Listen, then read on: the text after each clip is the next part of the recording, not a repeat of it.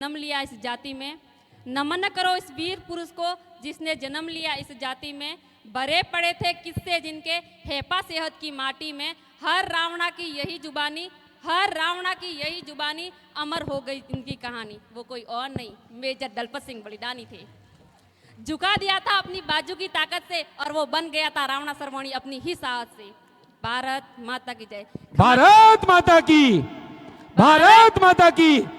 Major Dalpat Singh ji अमर रहे, major Dalpat Singh ji अमर रहे, major Dalpat Singh ji. अमर रहे। अब जितने हाथ ऊपर करोगे कल के वीडियो में दिखाई दोगे साहब। मेजर दलपत सिंह जी, अमर रहे। Major Dalpat Singh ji, major Dalpat Singh ji. हाँ, मेजर साहब हमारे हीरो हैं जिन्होंने हमारे समाज के गौरव को बढ़ाया।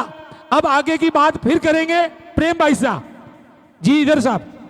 खम्मा गणी साहब, मैं हूँ प्रेम कंवर रावणा, संस्थापक रावणा सतराणी। आप सभी के बीच में एक निमंत्रण लेके आई हूँ। 23 सितंबर 2023 को मेजर दलपत सिंह जी देवली का 105वां बलिदान दिवस अब की बार जोधपुर में मनावेला। काको साहब मंजीत पाल सिंह का निमंत्रण है, उन्होंने न्योता भेजा है। सभी भाई साहब को हमने पधारनो है और एकता और अखंड थारो अपने परिचय देवनो है। काको साहब मंजीत पाल सिंह रो कंधो कंधो मिलावे साथ देवनो है, सपोर्ट देवनो है और इस भव्य महाशौर्य को, महाकुंभ को एक भव्य रूप देवनो है। धन्यवाद। बिल्कुल, आपने निमंत्रण दिया है आगामी 23 सितंबर 2023।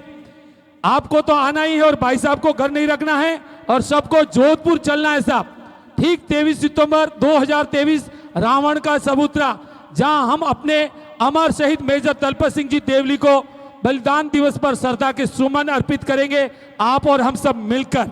अब की बार काकोसा ने ये काम महिलाओं को सौंपा है, महिलाओं को मंच दिया है, तो अपन को जानना है और बताना है कि हम भी किसी से कम नहीं है। बिल्कुल, आपका दम बोलता है तभी तो यहाँ पर क्वांटिटी भी बोल रही है। बिल्कुल प्रेम भाई साहब, आपकी बातों को सुना जाएगा और आपकी बातों को व्हाट्सएप और सोशल मीडिया के माध्यम से यहाँ बैठी हुई बेटियां कल स्टेटस लगाएगी और अमर शहीद मेजर दलपत सिंह जी देवली को यदि आप से मन से श्रद्धांजलि अर्पित करना चाहते हैं तो अपने घर के प्रत्येक एक मेंबर को जरूर भेजेंगे जोधपुर। और स्थान भूलेगा नहीं, रावण रो चबूतरो अपन सब ने चालनो है और काकोसा का हौसला बढ़ाना है अपन को। अब की बार निमंत्रण काकोसा ने दिया है तो प्लीज आप सभी लोग पधारे और एकता और अखंडता का परिचय देवे। बिल्कुल, क्योंकि आगामी समय राजनीतिक समय है और हम भी चाहते हैं कि हमारे समाज को प्रतिनिधि मिले, हमारे समाज के आगेवान एमएलए बने और राजस्थान की विधानसभा में हमारी बात को रखें, क्योंकि हम मूल ओबीसी से आते हैं। आज भी हम संघर्षमयी परिस्थितियों में जहां हमारा हक होता है, हक मारा जाता है और हक की आवाज उठाने के लिए राजस्थान की विधानसभा में हमारा कोई ना कोई तो अपना होना चाहिए। वो होने चाहिए, चाहे रंजीत सिंह जी सोडाला साहब हो, मंजीत पाल सिंह जी हो, या सिवाना की तरह से पार सिंह जी हो, या जसोल की तरह से ईश्वर सिंह जी हो, या शंकर सिंह जी हो, परंतु महिला शक्ति से नीलू जी भाटी हो। बजाओ एक बार जोरदार ताली। होने चाहिए राजस्थान की विधानसभा में हमारी आवाज उठे, हमारे हकों की लड़ाई के लिए हमारी बेटियां पढ़कर आगे बढ़े, हमें आरक्षण मिले तो भरपूर मिले, ताकि हमारे बेटे एसडीएम बने, कलेक्टर बने और शिक्षा के माध्यम से ये बेटियां आगे बढ़कर देश के राष्ट्रपति के पद तक।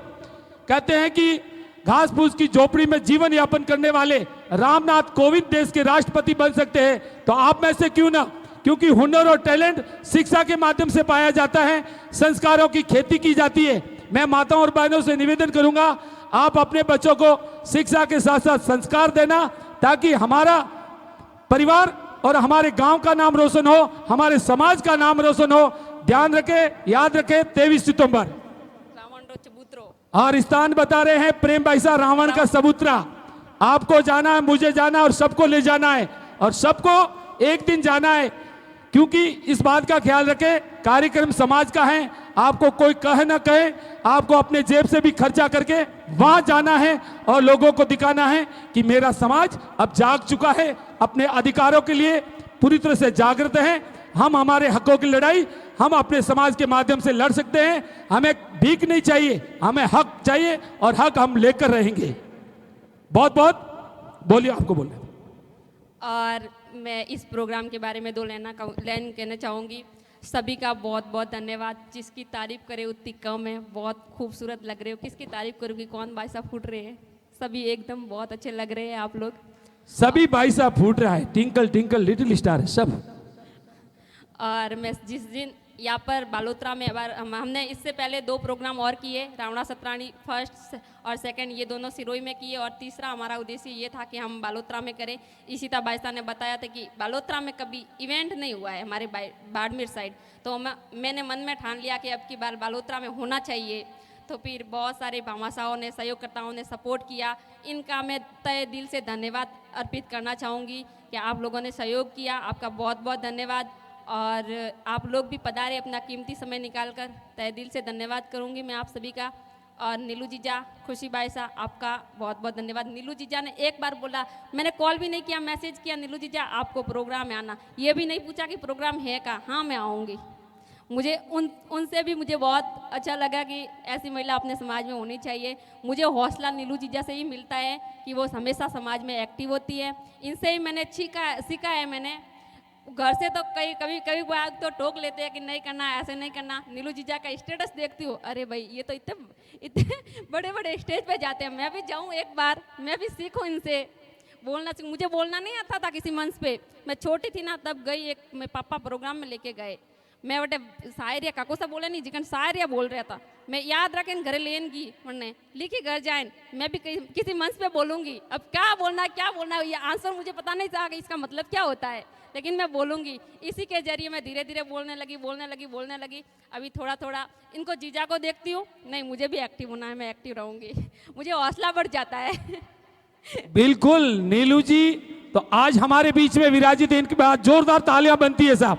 और नीलू जी महिलाओं के कार्यक्रम में तो अहम किरदार होते हैं, परंतु जहां भी देखो साहब, भाई बाड़मेर में कोई कार्यक्रम सम्मेलन हो तो मैंने प्रत्येक कार्यक्रम में आपकी भागीदारी देखी है। 2 दिन रुककर मेहनत करके उस कार्यक्रम को सफल भी बनाया है।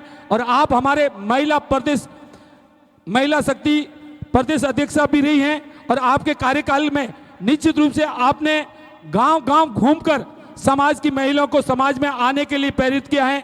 आप हमारे लिए निश्चित रूप से आदरणीय हैं। हम आपका दिल की गहराइयों से आभार व्यक्त करते हैं कि आपकी प्रत्येक कार्यक्रम में भागीदारी निश्चित रूप से इन बेटियों में कॉन्फिडेंस लेवल को बढ़ाएगी।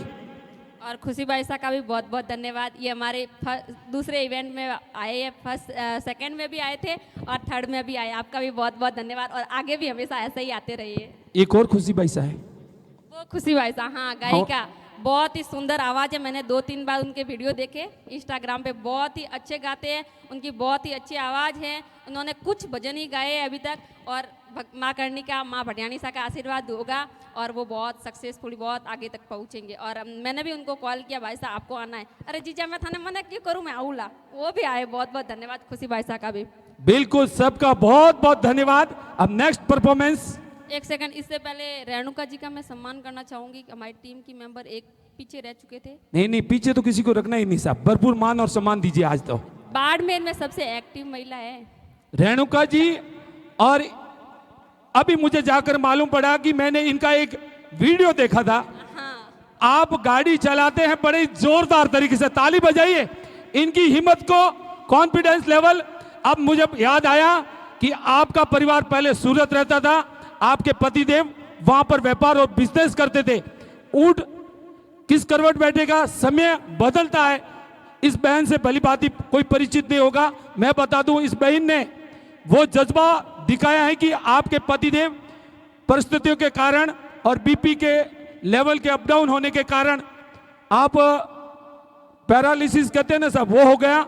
उसके बाद में इन्होंने हिम्मत नहीं हारी, क्योंकि बच्चे वहां पर स्कूल में पढ़ते थे, महंगी फीस थी, फिर भी उन्होंने वहां से परिवार को समेटा, फिर घर चले आए। यहाँ पर आपके पिताजी ने आपका भरपूर सपोर्ट किया, और इन्होंने सोचा कि कब तक आखिर पिताजी मेरा साथ देंगे। फिर इन्होंने एक वैन खरीदी, और वैन के माध्यम से स्कूल के बच्चों को डेली छोड़ने का काम करते हैं। मंथली 15-20 हज़ार उसमें कमा लेते हैं, और ब्यूटी पार्लर भी चलाते हैं। एक बार बहन के लिए जोरदार तालियां। बहन ने हिम्मत नहीं हारी, बहन ने कहा मुझे घर चलाना है, किसी के भरोसे नहीं रहना है। इस प्रकार की बहन के लिए एक बार जोरदार तालियां रेणुका जी के लिए। आइए रेणुका जी।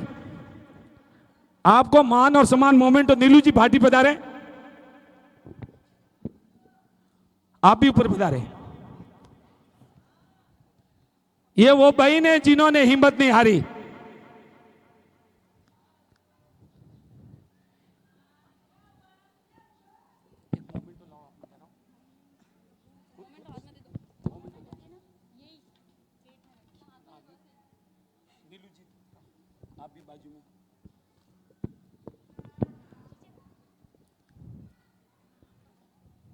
परिस्थितियां कैसी भी हो, हिम्मत नहीं हारनी चाहिए।